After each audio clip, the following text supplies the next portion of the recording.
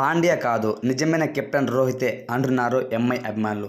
ఎందుకంటే నిన్న జరిగిన ఆర్సీబీ వర్సెస్ ముంబై ఇండియన్స్ మ్యాచ్లో రోహిత్ శర్మ స్ట్రాటజిక్ టైమ్అవుట్ అయిపోయిన తర్వాత శ్రేయస్ గోపాల్తో మాట్లాడారనమాట.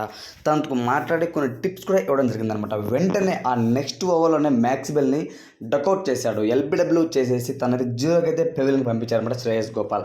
దాని తర్వాత అందరూ కూడా పెద్ద చర్చనీయాంశంగా మారిందన్నమాట ఈ అంశం. ఎందుకంటే రోహిత్ శర్మ హార్దిక్ పాండ్యా కెప్టెన్సీలో తిను కూడా కొంతవరకు భాగమై తను ఏదైనా చిన్న చిన్న మిస్టేక్స్ చేసినప్పుడు తినే స్వయంగా కెప్టెన్సీ చేస్తున్నాడు బయట అని బాగా టాక్ ఉందన్నమాట. అది నిజమైంది. ఏది ఏమైనా సరే శ్రేయస్ గోపాల్కి తను చెప్పిన టిప్స్ వల్లనే తను ఆ విధంగా గూగుల్ వేశాడు.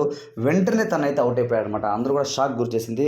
సో ఈ దెబ్బతో రోహిత్ శర్మని అయితే మళ్ళీ కెప్టెన్సీ చేయాలి అని అభిమానులు ఎంతగానో ప్రయత్నిస్తూ ఉన్నారు. తను మోటివేట్ చేస్తూ ఉన్నారు. హార్దిక్ పాండ్యా వచ్చి తను మూవ్ చేస్తున్నారు అనమాట. సో కాబట్టి ఇదంతా చూస్తే హిట్మ్యాన్కి ఎవరు సాటి రారు కెప్టెన్సీలో. MS Dhoni number 1 captain. అలాంటి పర్సన్నే దాదాపు 4 సార్లు తనైతే ఫైనల్స్లో ఓడించాడు.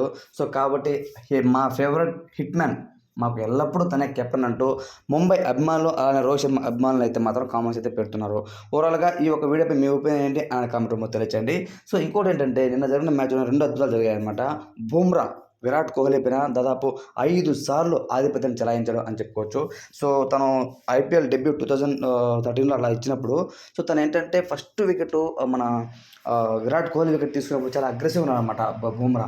సో నాకు చాలా స్పెషల్ అయితే విరాట్ కోహ్లీ గారి వికెట్ నేను తీసుకోవడం చాలా గర్వంగా ఉంది అన్నట్టు అప్పుడు ఇంటర్వ్యూలో చెప్పారనమాట. సో అప్పటి నుండి కూడా ఇప్పటివరకు దాదాపు 5 సార్లు విరాట్ కోహ్లీని బుమ్రా అవుట్ చేసినట్టయితే సమాచారం. కానీ బుమ్రా బౌలింగ్లో మన విరాట్ కోహ్లీ చాలాసార్లు తడబడ్డాడు.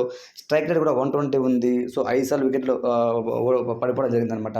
అలాగే 120 రన్స్ ఉన్నాయన్నమాట. రన్స్ తక్కువ, స్ట్రైక్ రేట్ తక్కువ, అవుట్లు మాత్రం ఎక్కువైపోయాడు. సో బుమ్రాతో తట్టుకోవడం వరల్డ్ క్లాస్ నెంబర్ 1 బ్యాట్స్మెన్ మన విరాట్ కోహ్లీకే సాధ్యం కాంది. సో కాబట్టి మన ఇండియన్ బౌలర్స్లో బుమ్రా నంబర్ 1 బౌలర్గా ఉన్నాడు. సో అలాంటి మంచి బౌలర్ మన టీంలో ఉండడం, ఈవెన్ నా టీంలో ఉండడం చాలా గర్వంగా ఉందంటూ హార్దిక్ పాండ్యా కూడా చెప్పడం జరిగిందనమాట.